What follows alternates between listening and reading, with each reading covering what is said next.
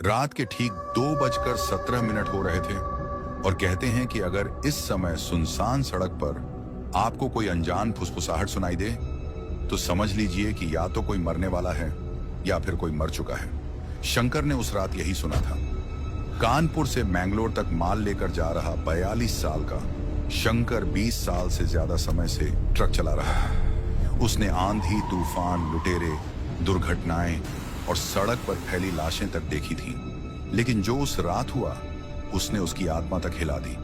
Highway पर दूर दूर तक कोई गाड़ी नहीं थी। ट्रक की हेडलाइट्स धुंध को चीरती हुई आगे बढ़ रही थी। इंजन की लगातार घरघराहट और टायरों की घिसटती आवाज के अलावा वहां कोई ध्वनि नहीं थी। रेडियो बंद था, मोबाइल में नेटवर्क नहीं था और आसमान में आधा कटा हुआ चांद टेढ़ी मुस्कान की तरह लटका हुआ था। तभी अचानक उसे अपने दाएं कान के बिल्कुल पास किसी औरत की धीमी आवाज सुनाई दी।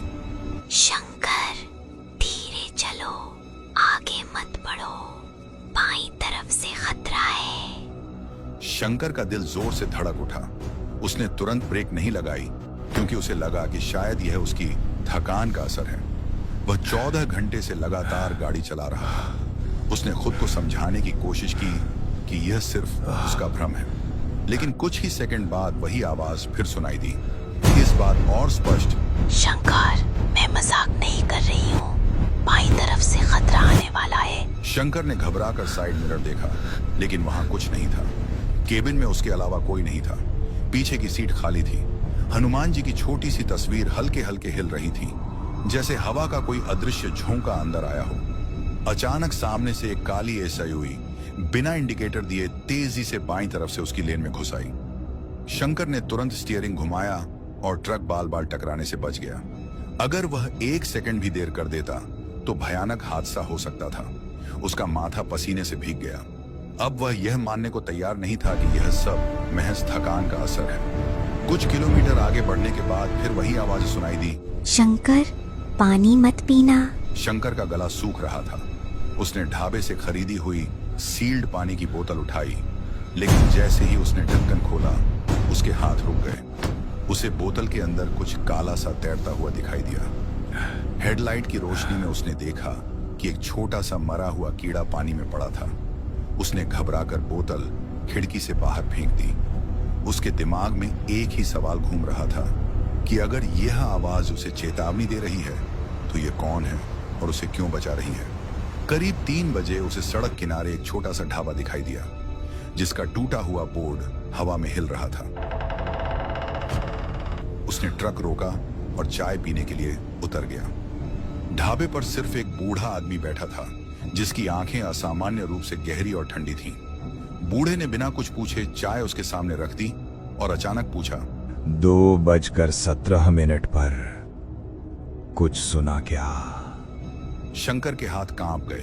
उसने घबराकर पूछा, आपको कैसे पता? बूढ़ा हल्का सा मुस्कुराया और बोला, हर ड्राइवर को वह आवाज नहीं सुनाई देती।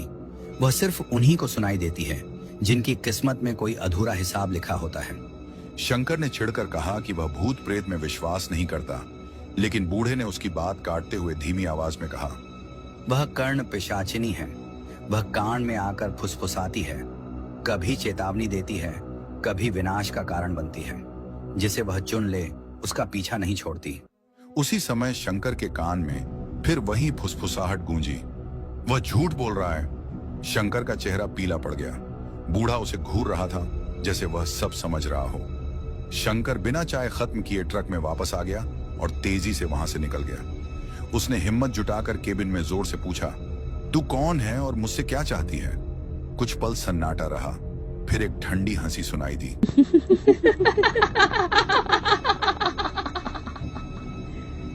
आवाज ने कहा, मैं तुझे बचा नहीं रही थी, मैं तुझे तैयार कर रही थी। किस लिए? शंकर ने कांपती आवाज में पूछा। आवाज बोली, 20 साल पहले जो हुआ था उसके लिए। ये सुनते ही शंकर के दिमाग में एक पुरानी रात की तस्वीर चमक उठी। बारिश हो रही थी। सड़क किनारे एक औरत लिफ्ट मांग रही थी। वह सफेद साड़ी में थी और उसके बाल चेहरे पर बिखरे हुए थे। उस रात भी समय 2:17 ही था। उसने सिर झटका और खुद से कहा कि वह सब एक हादसा था। उसने किसी को जानबूझकर नुकसान नहीं पहुंचाया था। तभी अचानक ट्रक के सामने सड़क के बीचों बीच वही औरत खड़ी दिखाई दी।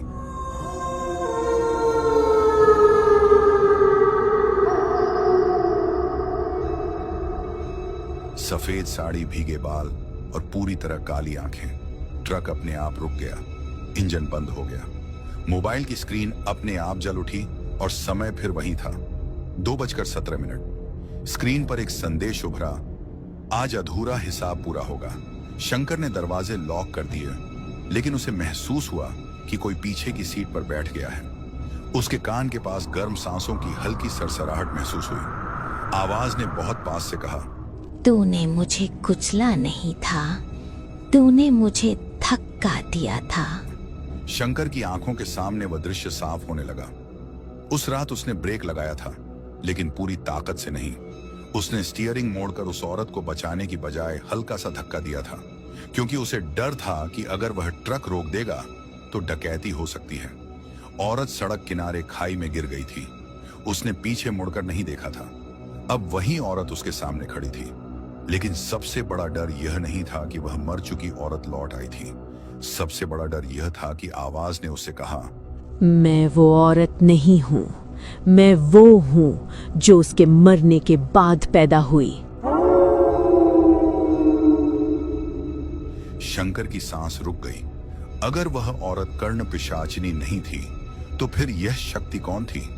क्या वह सिर्फ उसके अपराध बोध का रूप थी, या कोई ऐसी सत्ता जो अधूरे पापों से जन्म लेती है? और अगर वह 20 साल से उसका इंतजार कर रही थी, तो उसने अब तक शंकर को जिंदा क्यों रखा? क्या वह उसे मारने आई है या उससे कुछ और करवाने? और सबसे बड़ा सवाल, क्या इस बार भी समय 2:17 पर ही सब खत्म होगा, या यह तो सिर्फ शुरुआत है? क्या शंकर सच में दोषी है, या वह किसी ऐसे खेल में फंस चुका है जहां असली खिलाड़ी कोई और है?